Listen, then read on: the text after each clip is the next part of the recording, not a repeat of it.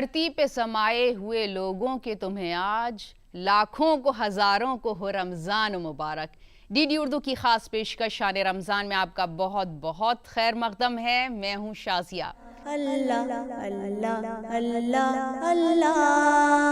रमज़ान की रहमतों बरकतों का सिलसिला जारी है। आज 5वां रोज़ा है। 5वें रोज़े को ही इस्लामी खिलाफत के बानी अब्दुर्रहमान अव्वल पैदा हुए थे। इसके अलावा हमारे साथ बहुत ख़ास मेहमान भी मौजूद हैं। हम उनसे भी बातें करेंगे, लेकिन प्रोग्राम का आगाज़ हम करेंगे तिलावते कुरान पाक से। अऊज़ु बिल्लाहि मिनश शैतानिर रजीम। बिस्मिल्लाहिर रहमानिर रहीम। वत्तीनि वज़्ज़ैतूनि वतूरि सीनीन वहाज़ल बलदिल अमीन। लक़द ख़लक़नल इंसान फ़ी अहसनि तक़वीम। सुम्मा रददनाहु अस्फ़ल साफ़िलीन। इल्लल्लज़ीना आमनू वअमिलुस्सालिहाति फलहुम अज्रुन गैरु ममनून।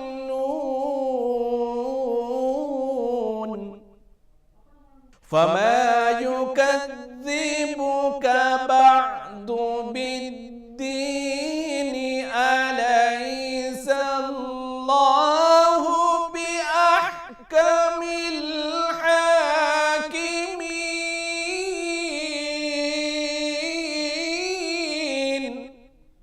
फमा युकज़्ज़िबुका बअदु बिद्दीन अलैहिस्सलाहु बिअहकमिल हाकिमीन।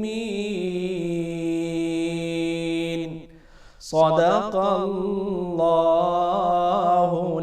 अज़ीम। हदीस शरीफ में रोज़ेदारों के लिए बहुत ही आला इनाम व इकराम का वादा किया गया है और इसके बारे में बहुत सारी हदीसें भी आई हैं। तो आइए मुफ्ती शमून कासमी साहब से जानते हैं कि हदीस शरीफ में रोज़ेदारों के इनाम के बारे में क्या कहा गया है। बिस्मिल्लाहिर्रहमानिर्रहीम। नहमदुहु व नुसल्ली अला रसूलिहिल करीम। अम्मा बाद। ये हज़रत अबू हुरैरा रज़ियल्लाहु ताला अन्हु से जो मरवी है, रिवायत है कि अल्लाह ताला का दीदार जब हमें मैसर आएगा तो उस वक्त की जो खुशी है, उस वक्त की जो मसरत है, वो तारीख़ में आता है, रिवायतों में बयान होता है कि इंसान उस वक्त ऐसा समा होगा कि देखने वाले लोगों को तरगीब मिलेगी, मगर उस वक्त ना नेकी करने का कोई मौका होगा और ना गुनाह करने का कोई मौका होगा। इसलिए बारी ताला ने इस रमज़ान के महीने में इसके जो नेकियों के अजर को, उसके सवाब को बढ़ाया है। और जो हमें रसूलुल्लाह सल्लल्लाहु अलैहि वसल्लम के ज़रिए से ये बातें हम तक पहुँची हैं कि हमें अपने आप को इसके लिए तैयार करना चाहिए कि हम बारी ताला की उन सारी नेकियों को जो उसने हमें अता फ़रमाई हैं, हम दौड़ दौड़ करके उसे हासिल करें। जैसे सहाबा जब रसूलुल्लाह सल्लल्लाहु अलैहि वसल्लम कोई बात फरमाया करते थे तो सहाबा ऐसे दौड़ते थे कि हर आदमी उनसे आगे निकलना चाहता था। आज अगर मैं ये समझता हूँ कि समाज में, माशरे में अगर ये बात आएगी कि लोग नेकियों की तरफ आएँ, तो रमज़ान मुबारक के महीने से ज़्यादा बढ़िया कोई मौका नहीं हो सकता कि हम अपनी नेकियों को जमा करें और हम अपने आप को एक खुश नसीब अल्लाह का बंदा बनने की तरफ हम अपने कदम बढ़ाएं। अगर हमारे कदम इस तरफ चलेंगे और हम नेकियों की तरफ दौड़ेंगे तो अल्लाह ताला हमारे कदमों को मजबूत करेगा और हमें तवानाई और ताकत बख्शेगा। और उसकी ताकत और उसकी इनायतें इस तरह है कि आप सोच नहीं सकते, वो तमाम ताकतों का ताकत वाला है। तो इसलिए हमें अपने आप को 100% 100% अपने आप को सरेंडर करना है, और उसके सामने हमें सरेंडर करके अपने आप को एक अच्छा बंदा साबित करने के लिए ये बेहतरीन मौका हमारे सामने है। ये रमज़ान मुबारक का महीना, इससे अच्छा और कोई महीना नहीं हो सकता कि अल्लाह ताला इसके अंदर जो अपनी रहमत, ख़ास तौर से वो रहमतें नज़र आती हैं। और आपने देखा कि रमज़ान के महीने में मेरा मुशाहिदा ये है कि जब भी रमज़ान आता है तो ऐसी आसानियाँ हो जाती हैं कि इंसान को पता ही नहीं चलता, एक एक दिन गिन के गुज़र जाता है। और जैसे रमज़ान शुरू होता है पता चला, आखिर में जो है बिल्कुल उसका पता ही नहीं चला कि कब आया और कब चला गया। तो इसलिए मैं ये चाहूँगा और दुआ भी है मेरी कि अल्लाह ताला मुझे भी और हम सबको इसकी तौफीक दे कि हम इस रमज़ान मुबारक के महीने को 100% 100% हम इसके अहकामात के ऊपर अमल करें और अपने आप को अल्लाह पाक के सामने जाने के लायक बनाएं। आमीन। हिंदुस्तान में वो कल्चर पाया जाता है जिसमें अकीदत और एहतराम का रंग बहुत गहरा है। तो आइए हम जी.आर. कंवल साहब से बात करते हैं कि उनके पास अकीदत और एहतराम का कौन सा रंग मौजूद है। बाबू गोपीनाथ अमन लखनवी के साहबजादे ईरान एम्बेसी की तरफ से उन्होंने हमारे रसूल के नाम से एक किताब छापी जी। उसमें सब नाते हैं जी जी जी। और मेरा ख्याल में चूंकि उन्होंने मुझको टेलीफोन पे कहा था कि अभी नात लिखो, अच्छा तो तो ये 1 मिनट में मैंने नात लिख के उनको दी थी। इसमें रेपिटेशन है, वो किताब बहुत अच्छी है, छपाई उसकी, कागज़ उसका, जिल्द उसकी, और मेरे ख्याल में 500 से ज़्यादा नातें उसके अंदर गैर मुस्लिम शोरा की हैं, हिंदू जितने हिंदू सिख हैं, क्योंकि वो हमारे अली के नाम से भी लिखना चाह रहे थे, लेकिन उनका इंतकाल हो गया उनका, उससे पहले इंतकाल हो गया। बहुत अच्छे इंसान थे, सीधे साधे बिल्कुल। और ये भी मैं आपको बता दूं कि वो मरसिया बहुत अच्छा लिखते थे, मरसिया के ऊपर मैंने भी लिख रखा है, लेकिन उनका ज़्यादा, क्योंकि वो लखनऊ के रहने वाले थे। अच्छा, वहाँ का इमाम बाड़े थे वहाँ पर, तो वो जानते थे। अब मैं पेश करता हूँ ये। सुना जब मुकम्मल क़याम मोहम्मद, सुना जब मुकम्मल क़याम मोहम्मद, हुआ मैं सरापा ग़ुलाम मोहम्मद। सुना जब मुकम्मल क़याम मोहम्मद, हुआ मैं सरापा ग़ुलाम मोहम्मद। है छाया हुआ अब मेरी ज़िंदगी पर तरीक़े मोहम्मद, निज़ाम मोहम्मद। छाया हुआ अब मेरी ज़िंदगी पर तरीक़े मोहम्मद, निज़ाम मोहम्मद। झलकता है अब मेरे कौलो अमल में कलाम मोहम्मद, कलाम मोहम्मद। झलकता है अब मेरे कौलो अमल में कलाम मोहम्मद, कलाम मोहम्मद। जो आता है मेरी ज़ुबां पर हमेशा जी, है नाम मोहम्मद, है नाम मोहम्मद। और अर्ज़ करता हूँ, किया जिसने सरशार वहदत से मुझको, किया जिसने सरशार वहदत से मुझको, था जामे मोहम्मद, था जामे मोहम्मद। इसमें रेपिटेशन ये मजबूरी थी उस वक्त, फ़ोन पे ये लिखवाना था, लेकिन आपको तो हम बार बार उसी लय में, हम बहुत अच्छा लगता है हमें सुनना। ये रोशन हुआ मुझ पर कुरान पढ़कर, ये रोशन हुआ मुझ पर कुरान पढ़कर, कि सबके लिए है प्याम मोहम्मद, बहुत कि सबके लिए है प्याम मोहम्मद। और मकता है इस नात का, कमल मैं ही क्या हर कोई जानता है, कि आला तनी है मकाम मोहम्मद। कमल मैं ही क्या हर कोई जानता है, कि आला तनी है मकाम मोहम्मद। जी आपा, रमज़ान का मुबारक महीना इंसान की तरबियत का भी महीना है, और ऐसे में हमें अपने बच्चों की तरबियत का भी ख्याल रखना चाहिए। तो हम अपने बच्चों की तरबियत किस तरह से करें, आप हमें इसके बारे में क्या राय देंगी? ख़वातीन के मौलाना वहीउद्दीन खां साहब ने एक किताब लिखी है, औरत मेमार इंसानियत। तो उसमें बताया कि औरत जो है वो बिल्डर ऑफ ह्यूमैनिटी है। तो औरत की बहुत बड़ी जिम्मेदारी है, क्योंकि बच्चा जो है उसका सारा टाइम घर में गुजरता है और माँ को ख़ास तौर पर बच्चा अपना मॉडल समझता है। तो घर में आमतौर पर क्या करते हैं कि बच्चे को किताब दे देंगे, कोई मौलवी साहब बुला देंगे कि वो पढ़ देगा, किताब दे देंगे।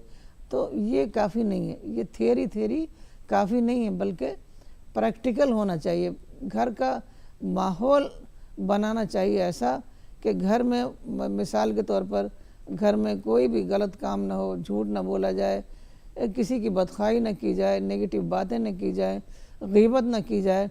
तो बच्चा ये सब देखेगा कि मेरे माँ बाप किस तरीके से घर में रहते हैं, तो उससे वो सीखेगा।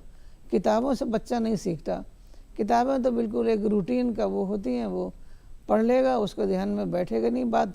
लेकिन अगर प्रैक्टिकली अगर वो औरतें ऐसा करें तो बच्चा बहुत कुछ सीखेगा और बच्चे को पूरा फ़ायदा होगा। अगर 1 महीना पूरा ऐसा गुजरेगा तो बच्चे को बहुत ज़्यादा उसमें फ़ायदा होगा।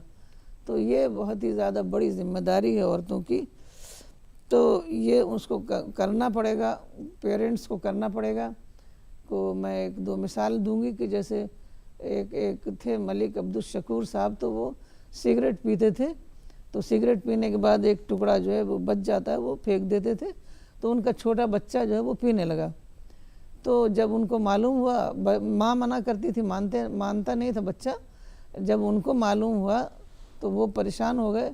तो एक दिन उन्होंने भी बच्चे से मना किया, तो और माँ भी मना करती थी। तो बच्चे ने कहा कि बाप तो पीते हैं तो हम क्यों नहीं पिए।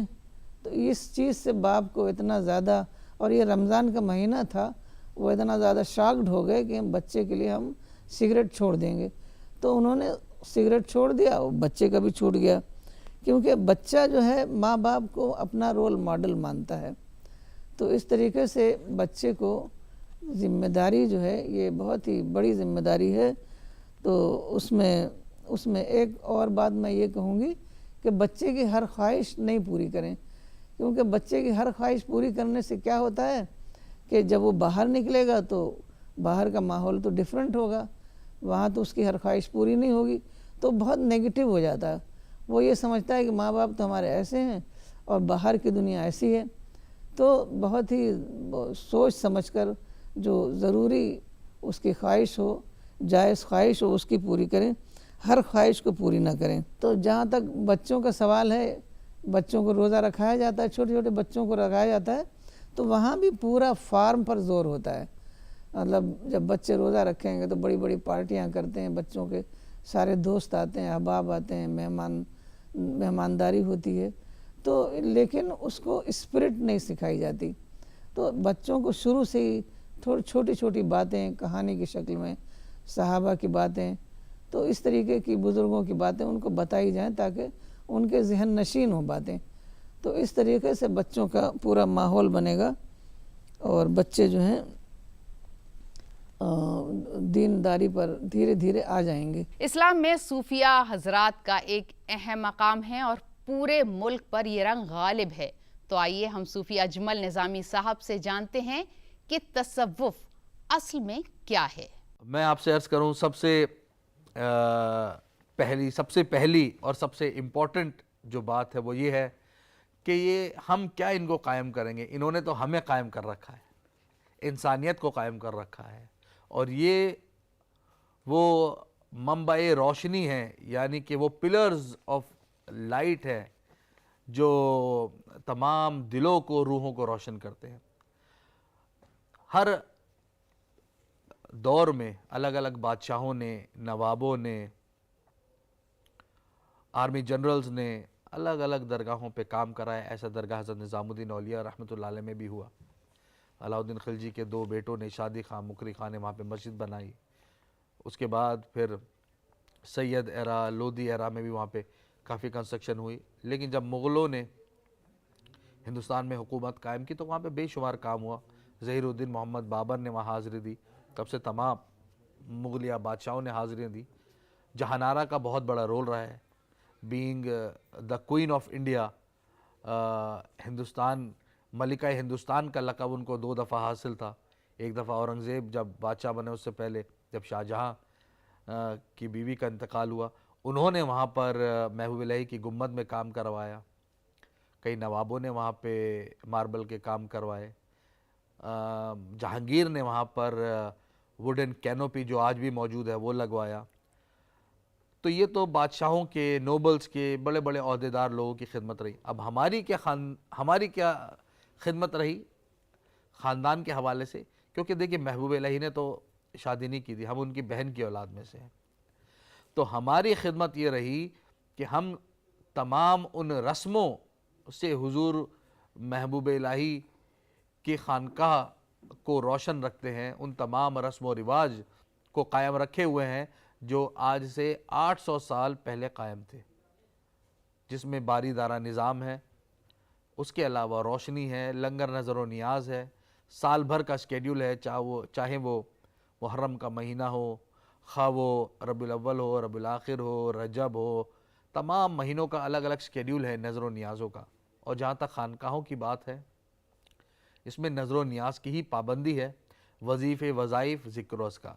सूफिया के जो मज़ारात है वो उनकी टीचिंग से ही कायम रहते हैं। जिस सूफ़ी की टीचिंग्स जितनी ज़्यादा अवामुन्नास में फैली होती है, दिलों को सुकून पहुंचाती है, उतनी भीड़ वहाँ आती है। खानकाह या दरगाह हज़रत निज़ामुद्दीन औलिया का कायम रहना इस बात की दलील है कि जो हुजूर महबूब इलाही ने फरमाया और जो उन्होंने हमें भी हिदायतें फरमाई, आज हम भी उस पर कामज़न हैं। हम उसी मिशन को लेकर आगे चल रहे हैं, उसी मिशन के अलमबरदार हैं जो महबूब इलाही ने कायम की और हमारे बुज़ुर्गों की हिदायत फरमाई। और खानकाह को कायम रखने का सबसे बड़ा और सबसे अच्छा तरीक़ा वही है जो बुज़ुर्गों ने फरमाया, उसी को लेके चला जाए। हाँ, लेकिन मॉडर्न टाइम है, we have to understand the importance of technology. जो आजकल हमारी टेक्नोलॉजी है, हमें उसे भी समझना है, हम किस तरह उसको यूटिलाइज़ कर सकते हैं। Now we are a global village, कैसे हम अपने तौर तरीक़ों को लोगों तक ले जा सकते हैं, हमें उस तरफ भी हमने उस तरफ भी कोशिश की और अल्हम्दुलिल्लाह काफ़ी कामयाबी हासिल हुई। लेकिन मैं आप सर्च करूँ आखिर में इस सवाल के इख्तिताम पर कि हम लोग खामोश मिजाज हैं, हम लोग खामोशी रखते हैं। अच्छे दिन हों चाहे ख़राब हों, अच्छे लोग आए या बुरे लोग आए, हम लोग खामोश मिजाजी रखते हैं, क्योंकि अगर बुरा मौसम भी है वो भी रब ताला की तरफ से है। अगर दिन में अंधेरा है जो कि रात की खासियत है, तो भी उसमें हमारा कुछ अमल दखल हो नहीं सकता, वो तमाम रब की मर्ज़ी से। हाँ, लेकिन खामोश रहना अल्लाह को बहुत पसंद है और ख़ामोशी इबादत में भी शामिल है, और यही हमारा 800 साल से तरीक़ा है। रमज़ान का महीना बरकतों और रहमतों का है। लोग इसमें ज़्यादा से ज़्यादा इबादत करते हैं, लेकिन कुछ लोग सेहत की वजह से परेशान रहते हैं। तो आइए हाकिम आरिफ जैदी साहब से जानते हैं कि ब्लड प्रेशर के मरीजों को किन किन बातों का ख्याल रखना चाहिए। रोज़ा रखने के लिए पहले तो ज़रूरत है विल पावर की। जब आप विल पावर यूज़ करेंगे तो रोज़ा रखने से आपकी विल पावर बढ़ेगी भी, विल पावर आपकी बढ़ जाएगी, बहुत सारी चीज़ों में आप जो है जो अपने आप को डोमिनेट कर लेंगे। और कई लोगों को ये फेयर होता है कि शायद रोज़ा रखने से हमको कमज़ोरी हो जाएगी या कुछ, या कई लोगों को खुद ही कई मेंटल प्रॉब्लम्स होती हैं, साइकी की प्रॉब्लम्स होती हैं, साइको डिसऑर्डर्स होते हैं। तो रोज़े का रखना, मैं आपकी बात पे आऊँगा जिसकी जो आपने पूछा है, मैं आपको कुछ प्रॉब्लम्स भी लेता चलूँ। मैंने कहा कि मेंटल प्रॉब्लम, साइकिक प्रॉब्लम्स होती हैं, इस पर बहुत से लोगों ने बड़े एक्सपेरिमेंट्स भी किए हैं। मैं आपको एक एक्सपेरिमेंट का हवाला देता हूँ, हालांकि वो नया नहीं, बहुत पुराना है। 72 का एक्सपेरिमेंट है जो रशिया में किया है डॉक्टर वरस्कोलिन ने, और उन्होंने 7000 केसेस साइकिक डिसऑर्डर के जो है उन्होंने ट्रीट किए, और जिस पे एक्सपेरिमेंट किया गया 7000 केसेस के ऊपर। और उन्होंने पाया कि फास्टिंग कराने से विल पावर बढ़ती है लोगों की, जिसका मैंने अभी जिक्र शुरू में किया था। तो उसका नाम उन्होंने दिया हंगर क्योर, उसका नाम दिया। अब जो बात किया है आपने शुगर और ये बीपी और थायराइड की बात आप कर रहे हैं, देखिए बीपी का जहाँ तक ताल्लुक़ है, बीपी की जब आप उसका रूट काज तलाश करने की कोशिश करते हैं तो बहुत सारी चीज़ों को हम तलाश करते हैं। हम तलाश करते हैं कि कोलेस्ट्रॉल तो बढ़ा हुआ नहीं है। एक कंडीशन होती है जिसको कहते हैं एथेरोस्क्लेरोसिस।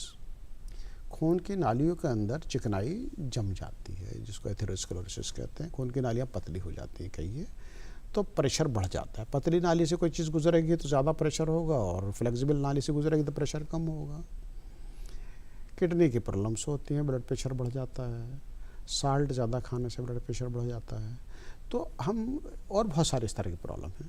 तो पहले तो तलाश करते हैं इन प्रॉब्लम्स को कि कोई स्पेसिफिक प्रॉब्लम है जिसकी वजह से ब्लड प्रेशर है, और अगर इनमें से कोई प्रॉब्लम ना भी हो तो साइकोलॉजिकल इतने इश्यूज़ होते हैं या स्ट्रेस वाले इतने इश्यूज़ होते हैं, स्ट्रेसफुल लाइफ है कि ब्लड प्रेशर बढ़ा हुआ होता है।